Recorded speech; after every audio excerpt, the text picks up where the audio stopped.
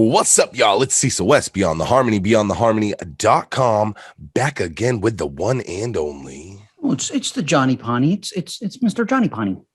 And I didn't think about it before we started, so I got nothing special to say. My main man. I am Matthew Weaver. We got to get Matt his own intro, like the one and only. This is the question of the week. You know what it is. We come up with a question about Bone, usually something hypothetical. Usually it's something we came up with. Sometimes it's fan submitted. This week is fan submitted. This one's been sitting on the paper for a long time.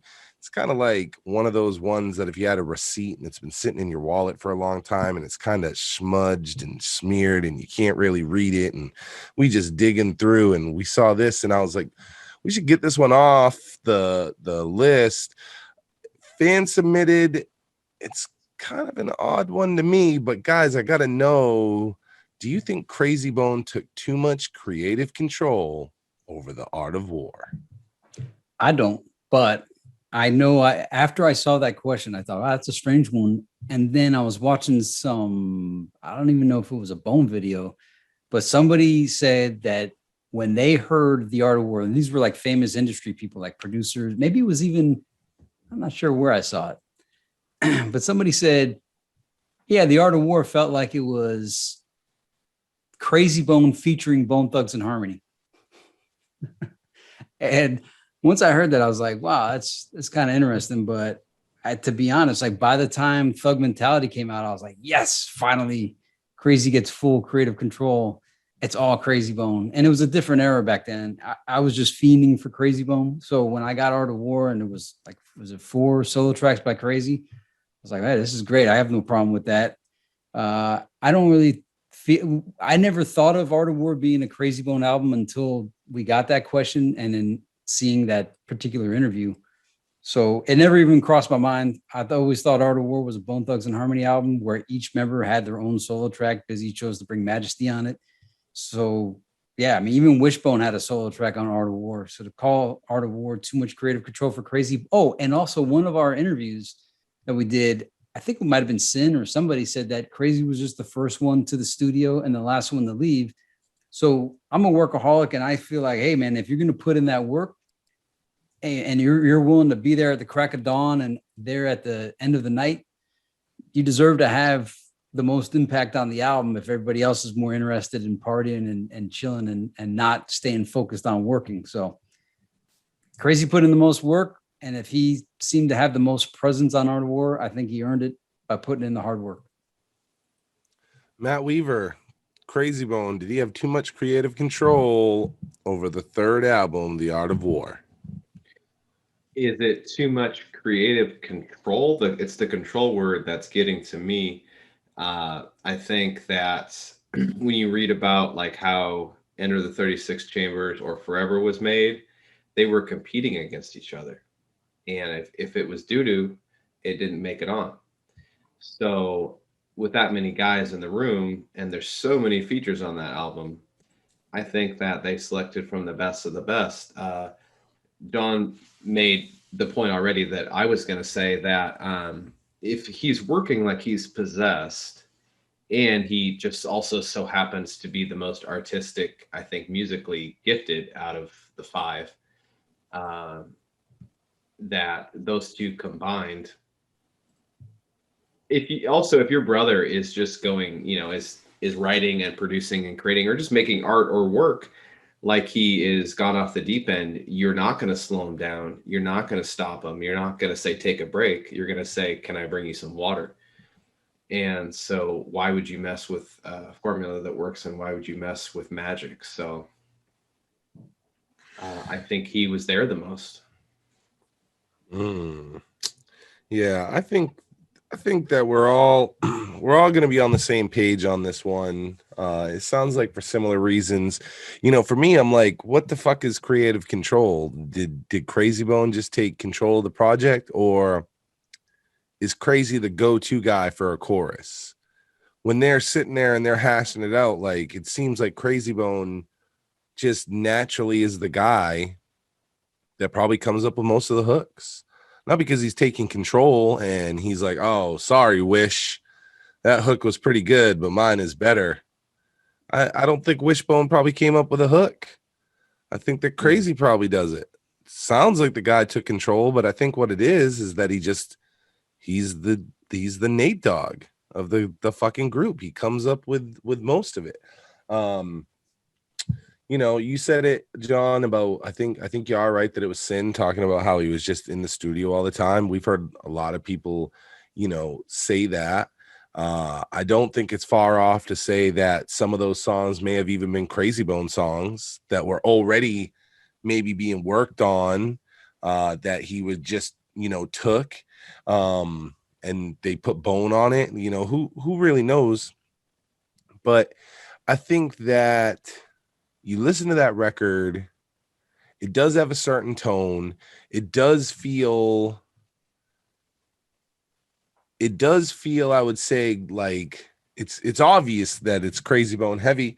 But I think that's all right. I think that when, you know, we always talk about, oh, who's the leader of Bone, and we say, oh, you know, I think a lot of people say it's Lazy Bone for here's a list of reasons. I will say on Wax in the booth, I mean, who would not say that Krayzie Bone wasn't the leader of Bone in terms of, you know, the studio? This guy really molds the sound and the direction.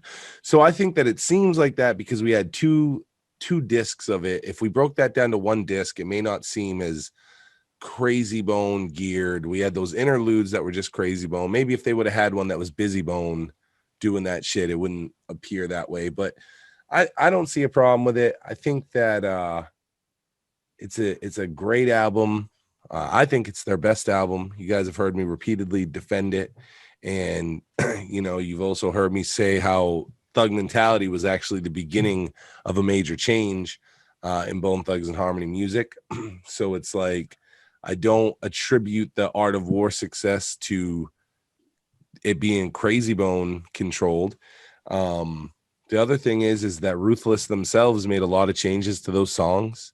How much of it was truly all Krayzie Bone in those moments, and how much of it was the group, and they made changes. Who the fuck knows? Either way, I think that we got what we all consider a classic. I think in a lot of ways, even hip hop considers the Art of War a classic. So the creative process was there, and we've heard Bone argue about a lot of shit, but has anybody ever heard like somebody from Bone scoff at the Art of War and how it could have been different if they wouldn't have let, you know, if Krayzie Bone wouldn't have been the guy running it? Like, fuck no. But maybe, you know, with this question, I'm starting to wonder that when they started calling Krayzie Bone the Hook King, I almost wonder if they were throwing shade at him. You know what I'm saying? Like, because this question never occurred. And also, historically speaking, by the time Art of War came out, we still didn't really have, Krayzie hadn't emerged yet as the lead artist of the group. And as we were saying, you know, Lazy was recognized as the leader. Busy was still like off those two records, we wouldn't have known. Yeah, and that Krayzie was that guy. But with Art of War, Krayzie emerged as the artistic king of the group.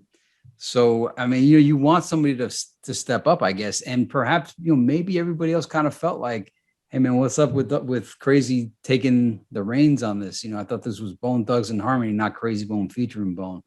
But I think that made for a better album. But again, seeing that guy that said, yeah, it felt like it was Krayzie featuring Bone. That once I heard that someone else thought that, I was like, that's interesting. I don't know why anybody would have a problem with it. I think it's all because we are so enamored with it's Krayzie. Interesting if that's an outsider, meaning not from like the Bone world. Or that's what it was. It seemed like, I don't know if it was Jermaine Dupri or somebody like that it wasn't Jermaine, but it was somebody that wasn't directly in the group, but on the periphery, that said it. And then once you hear that, then I started like calculating things and thinking like, man, you know, maybe things kind of did shift out after Art of War. So maybe that large amount of Krayzie influence impacted others. Because I know just working in groups, you know, with the 808 always was on like every track on all the LF albums. And you know, it made other people feel a certain way, like, all right, man, can we get some equal time here? But I don't know. I think it made a better album though. I often question if Bone wants that, you know, like I truly think that they're okay with, or at least at that time, like they were okay with, they were like, oh, Kray's here with he's got another banger. You know what I mean? Like, why are we trying to fuck with a good thing? Like, I think they were smart enough during the Art of War to know that Krayzie was, you know, red hot as far as turning out, you know, music at that time. But what did Busy mean about, you know, that he didn't like the direction Tamika was taking the album? I mean, obviously Thug Love got modified, but what else did he mean by that? Yeah, that's true. Because the album's great. You don't hear anybody, you know. See, sometimes people are like, oh, I wish I would have got this pre-release, but you don't know. That's just like it's because it's not familiar. You're like, oh, this would have been so much better because you've heard this version a million fucking times that you're over it. Coincidentally, I think the Coca-Cola version of If I Could Teach the World is so much better than the fucking album version. That it's crazy. Did you guys always enjoy? I always enjoyed that Resurrection didn't have as much Krayzie Bone, only because it gave them an opportunity to show that they could do it without Krayzie. Change the World was a hit, you know. It was a hit by, you know, most respects. Definitely in the Bone world, that's like a massive hit for Bone. And Krayzie Bone wasn't even on it originally. And I always thought that was an achievement for Bone. Later on, I appreciate it for that, but at the time, you know, at the time period, it was all kind, like my mind was so stupid where I was trying to push different hip hop agendas, right? You got the East Coast, West Coast war going on, and you got down South over everything else. And then like, I think I was even in like this Krayzie's the best faction, and I wanted Krayzie to do everything. And then when he wasn't as featured on Resurrection, I think that's why I didn't like the album as much. And I feel like he brings everybody else's level of quality up. And without him on some of those songs, I always felt like the album Resurrection was too rap hip hoppy without structure. Like I felt there was a lack of structure on a lot of those tracks on it that Krayzie wasn't on. But later on, I like it. I would have definitely rather have had him on it versus not on it. You know what I'm saying? 100%. But I just appreciated that they were able to, you know, they held a record together primarily without him, especially like, you know, the big single. I guess some people say Resurrection. I used to make, but here's the thing. I used to make like versions, believe it or not, I would make like an Eternal version that was just Krayzie Bone, Art of War, just Krayzie Bone. Like I'd cut everybody else out and just have my own Krayzie Bone editions of the album. So like I was at the time period just like, hey, when he went solo, I was like, hey, just keep doing the solo thing, buddy. Later on though, I'm happy. I appreciate the group albums. They do come out way better than the solo albums, but I was on some dumb stuff back then. So, but I do see absolutely everything you say about that Resurrection now that I'm older, more mature, and appreciate it more. Well, now it is your time to let us know in the comments below. Do you think that Cray Jackson had too much creative control over the Art of War? The three of us were unanimous in our decision that no way, Jose. Krayzie Bone was the man on that, and I think that everybody loved it. If you feel different, make sure you let us know in those comments. Don't forget, share this with another Bone fan so we can find out what they think as well, and we will catch you on the next one. Beyond the harmony for the fans we celebrate.